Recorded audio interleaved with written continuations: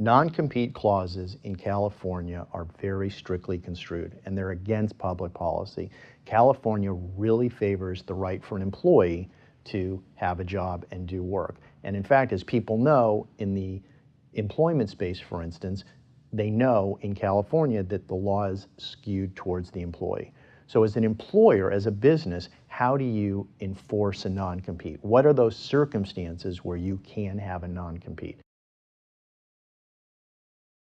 If you are an actor or a scientist or a super movie star who's very unique, in that situation, you can sign a non-compete that's enforceable.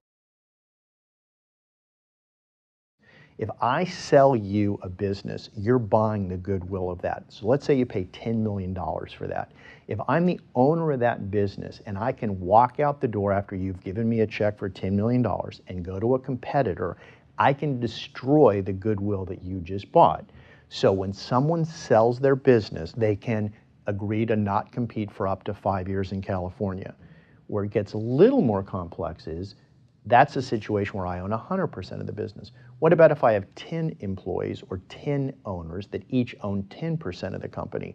If we sell the company, do we each have a non-compete? The answer is probably yes.